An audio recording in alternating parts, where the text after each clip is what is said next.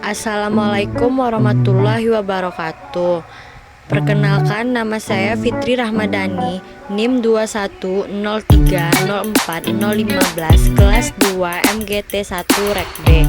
Dosen pengampu Bapak Iqbal Ahmad SEMM. Di sini saya akan menjelaskan materi pengantar manajemen yang pertama, yaitu konsep dasar manajemen bisnis. Tujuan materi yang pertama yaitu mengetahui konsep dasar manajemen dan mengapa manajemen diperlukan dalam sebuah organisasi bisnis. Yang kedua, mengetahui konsep manajemen secara fungsional yang mencangkup kegiatan perencanaan, pengorganisasian, pengimplementasian, serta pengendalian dan pengawasan. Yang ketiga, mengetahui konsep manajemen secara operasional dalam organisasi bisnis yang mencangkup manajemen sumber daya manusia, manajemen produksi atau operasi, manajemen pemasaran, dan manajemen keuangan. A. Pengertian organisasi. Organisasi adalah sekumpulan orang atau kelompok yang memiliki tujuan tertentu yang berupaya untuk mewujudkan tujuannya tersebut melalui kerjasama. Selanjutnya yaitu jenis-jenis organisasi. Jenis-jenis organisasi terbagi menjadi dua. Yang pertama yaitu organisasi profit. Contohnya seperti perusahaan besar, perusahaan manufaktur, perusahaan kecil, koperasi, perusahaan asuransi, dan lain-lain. Yang kedua yaitu organisasi non-profit atau nirlaba. Contohnya seperti pemerintahan pusat, lembaga pendidikan negeri, yayasan sosial, dan lain-lain. Sumber daya organisasi yang meliputi sumber daya organisasi yang pertama, sumber daya manusia, yang kedua, sumber daya informasi, yang ketiga, sumber daya fisik, yang keempat, sumber daya keuangan, dan yang kelima, sumber daya alam. B. Pengertian manajemen. Manajemen adalah pencapaian tujuan organisasi dengan cara yang efektif dan efisien melalui perencanaan, pengorganisasian, memimpin, dan mengendalikan sumber daya organisasi. C. Fungsi-fungsi manajemen. Yang pertama yaitu organizing atau organisasian, merupakan proses pengaturan dan alokasi tugas, wewenang, dan sumber daya untuk mencapai sasaran. Yang kedua yaitu planning atau perencanaan, merupakan proses penetapan sasaran organisasi dan cara penyampaiannya. Yang ketiga, controlling atau pengawasan dan pengendalian, merupakan proses untuk memastikan bahwa kegiatan tetap mengarah pada sasaran. Yang keempat, actuating atau pengarahan dan pengimplementasian, merupakan proses penggerakan orang agar bermotivasi melakukan tugas. Materi yang kedua yaitu manajer dalam kegiatan manajemen. Adapun tujuan materi tersebut, yang pertama, mengetahui fungsi manajer sebagai orang yang menjalankan kegiatan manajemen. Yang kedua, mengetahui bahwa untuk dapat menjadi manajer yang baik diperlukan keahlian-keahlian manajemen. Yang ketiga, mengetahui tingkat-tingkat manajemen secara hierarkis beserta keahlian. C. Pengertian manajer. Manajer adalah orang yang melakukan kegiatan manajemen. Lebih lengkap lagi, manajer adalah individu yang bertanggung jawab secara langsung untuk memastikan kegiatan dalam sebuah organisasi dijalankan bersama para anggota dari organisasi. Selanjutnya yaitu keahlian-keahlian manajer. Yang pertama yaitu keahlian teknis, meliputi yang pertama, keahlian berkomunikasi dan berinteraksi dengan masyarakat. Yang kedua, keahlian konseptual. Yang ketiga, keahlian dalam mengambil keputusan. Yang keempat, keahlian dalam mengelola waktu. Selanjutnya yaitu tingkatan pada manajemen. Tingkatan pada manajemen dibagi menjadi 4 tingkatan. Yang pertama yaitu manajemen tingkat puncak. Yang kedua yaitu manajemen tingkat menengah. Yang ketiga yaitu manajemen tingkat pertama atau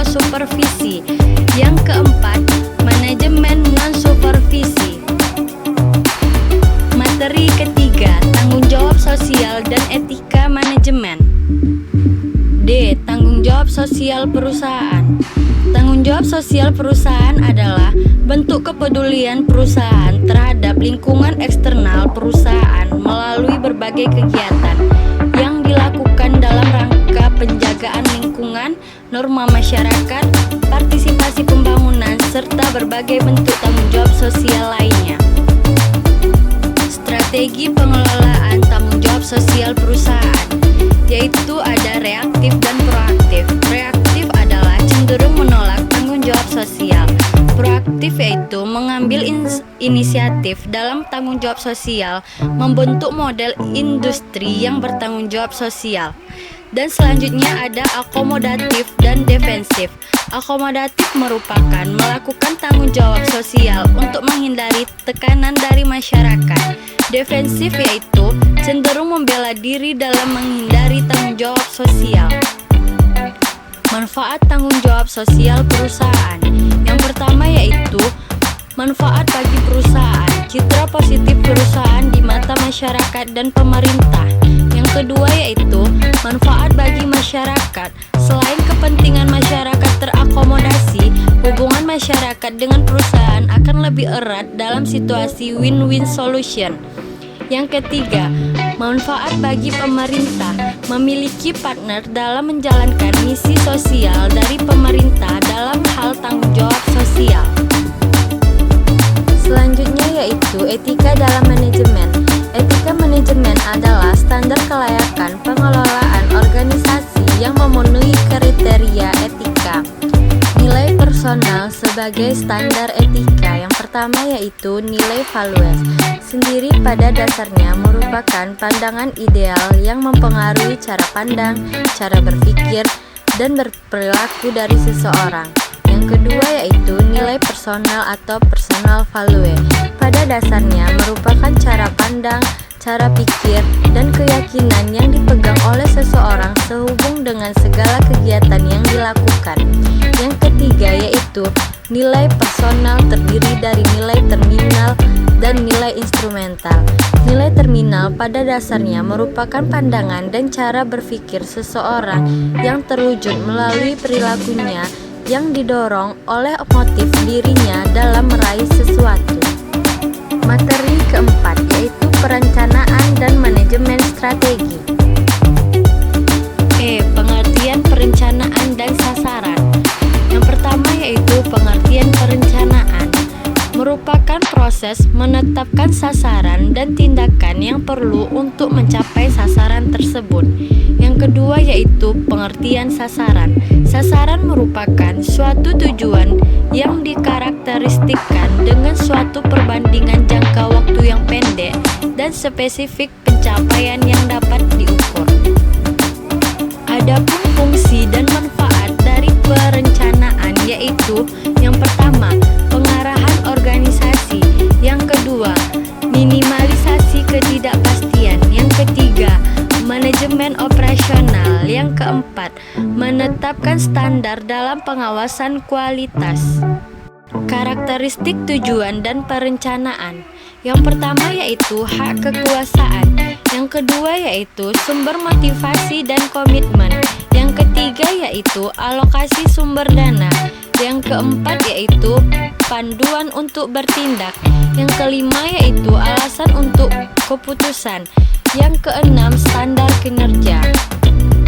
Hierarki rencana organisasi terbagi menjadi dua. Yang pertama yaitu perencanaan strategis. Perencanaan strategis merupakan rencana yang didesain oleh manajer tingkat tinggi untuk memenuhi sasaran organisasi secara luas. Yang kedua yaitu perencanaan operasional, merupakan rencana yang terperinci tentang kebutuhan untuk mengimplementasikan strategi ke dalam kegiatan harian. Tingkatan strategi. Yang pertama yaitu strategi tingkat korporasi. Strategi tingkat korporasi merupakan strategi yang dirumuskan oleh manajemen puncak untuk mengawasi perhatian dan operasi korporasi multilini. Yang kedua yaitu strategi unit bisnis. Strategi unit bisnis merupakan strategi yang dirumuskan untuk mencapai sasaran bisnis tertentu, disebut juga strategi lini bisnis.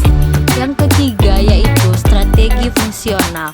Strategi fungsional merupakan strategi yang dirumuskan menciptakan kerangka kerja untuk manajer dalam setiap fungsi serta pemasaran, produksi, dan keuangan. Materi kelima, mendirikan dan memperbarui organisasi. F. Pengertian kewirausahaan dan intrapreneurship. Yang pertama yaitu pengertian kewirausahaan atau entrepreneur merupakan seorang pelopor bisnis baru atau seorang manajer yang mencoba untuk memperbaiki suatu unit organisasi dengan memprakarsai perubahan produk. Yang kedua yaitu intrapreneurship merupakan kemampuan seseorang membuat organisasi adaptif dan memajukan iklim organisasi yang mendukung pengalaman kreatif. Perbedaan manajer dan kewirausahaan menurut Ellen Paddenson. Wirausahaan ialah cenderung menghargai sikap menghormati diri, kebebasan, kebanggaan mencapai sesuatu, dan gaya hidup yang menarik. Sedangkan manajer ialah cenderung untuk menghargai persahabatan sejati, kebijaksanaan, penyelamatan, dan kesenangan. Manfaat dari kewirausahaan yang pertama yaitu pertumbuhan ekonomi, yang kedua yaitu produktivitas, yang ketiga yaitu teknologi produk dan jasa baru, yang keempat yaitu perubahan pasar. Materi keenam, manajemen sumber daya manusia. G. Pengertian sumber daya manusia. Manajemen sumber daya manusia adalah proses serta upaya untuk merekrut, mengembalikan, memotivasi, serta mengevaluasi keseluruhan sumber daya manusia yang diperlukan perusahaan dalam mencapai tujuannya.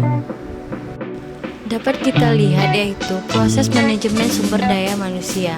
Yang pertama dari perencanaan sumber daya manusia sampai dengan karyawan yang kompeten dan kinerja tinggi yang mampu menghasilkan kinerja yang tinggi dalam jangka waktu yang panjang. Selanjutnya yaitu kesimpulan.